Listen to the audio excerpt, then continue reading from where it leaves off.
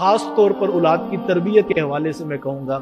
گھر کے اندر چیخ چیخ کر بولنے کا مزاج مت پیدا کیجیے۔ یہ اتنی خطرناک چیز ہے بچوں کی تربیت میں۔ آپ بچے کے سامنے چیخ کے بولتے ہیں اور آپ سمجھتے ہیں اس سے روب پڑے گا، تو نتیجے میں بچہ کیا سیکھتا ہے؟ بچہ یہ بات سیکھتا ہے کہ جب میری بات نہ مانی تھی تو میں نے بھی اس طرح چیخ کے بولنا، اور جب بچہ چیخ کے بولتا ہے تو پھر ہم تھپڑ مارنے کی طرف بڑھتے ہیں، اور یہ اس سے بھی خطرناک چیز ہے۔ تو مجھے اور آپ کو لہجہ نرم رکھنا چاہیے، اور جو بلکہ میں پچھلے دنوں ایک ماہرین نفسیات کا بینچ تھا تو ان میں ایک شخص کی گفتگو سن رہا تھا، اور وہ بڑی خوبصورت بات تھی بچوں کی تربیت کے حوالے سے۔ وہ یہ کہہ رہے تھے کہ آپ نے بچے کی جو بات ماننی ہے اس کو فوری طور پر مان لیا جائے، اور جو چیز آپ سمجھتے ہیں کہ یہ میں نے بچے کو نہیں لے کر دینی اور یہ بات ماننے والی نہیں ہے، یہ اس کے لیے نقصان دہ ہے، تو کہا اس کا فیصلہ فوری طور پر ہاں اور نہ کا جو ہے وہ آپ کر لیجیے، اور جو فیصلہ آپ ہاں یا نہ کا کر لیں اس سے آپ نے جو ہے وہ یو ٹرن نہیں لینا۔ اگر آپ نے ہاں کر لی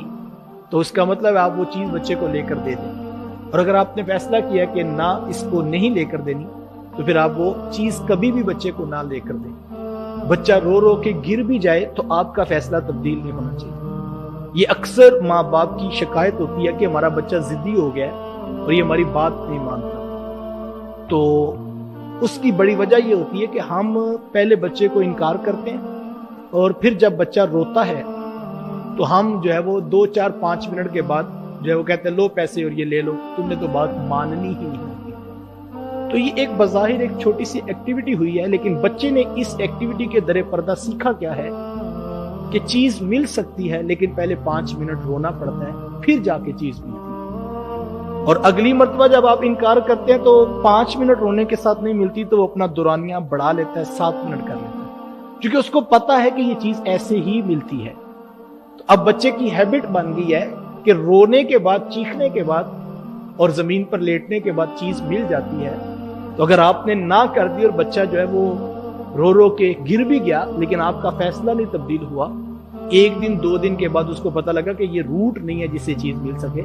اب وہ جو ہے وہ بھی سیکھ رہا ہے، تو اس کو پتہ لگا کہ رونے کے بعد نہیں بلکہ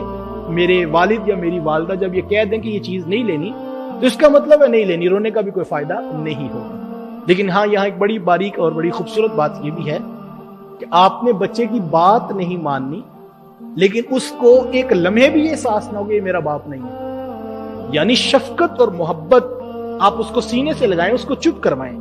لیکن کہیں کہ بیٹا تم میرے بیٹے ہو اس لیے پیار کر رہا ہوں، محبت کر رہا ہوں، شفقت کر رہا ہوں، لیکن چیز میں وہ نہیں لے کر دوں گا چونکہ وہ آپ کے لیے نقصان ہے۔ تو یہ فیصلہ تبدیل نہ ہو، لیکن یہ بھی نہیں ہے کہ آپ کے میں نہیں لے کے دینا، جو مرضی کرو، وہ رو رو کے گر جائے، تو یہ نفرت بھی کہیں پیدا نہ ہو جائے۔ تو اس حوالے سے، اور بلکہ بعض اوقات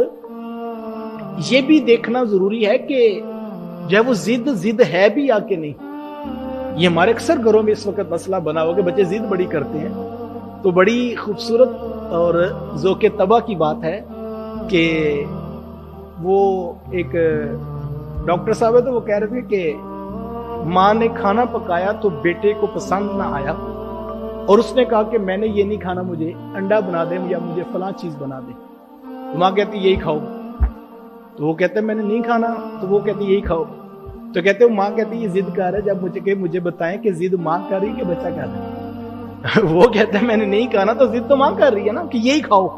تو کہتے ہیں ہم بعض کا ضد ہم کر رہے ہوتے ہیں اور وہ ڈال بچے پہ رہے ہوتے ہیں۔ بھئی اس نے کہا میں نے نہیں کھانا، آپ کے پاس آپشن موجود ہے، گھر میں چیز موجود ہے، تو آپ اس کو وہ دے دیجیے۔ تو اس نے کہا کہ بعض کا ضد ماں باپ بھی کر رہے ہوتے ہیں، بچہ نہیں کر رہا ہوتا، تو ہم کہتے ہیں یہ ضد کر رہا ہوتا ہے، ہمیں بعض کا اپنا بھی محاسبہ کرنا ہے، یہ ضد میں کر رہا ہوں کہ وہ کر رہا ہے۔ تو اگر اس پہ غور کیا جائے تو مسائل نرمی سے حل ہو سکتے ہیں۔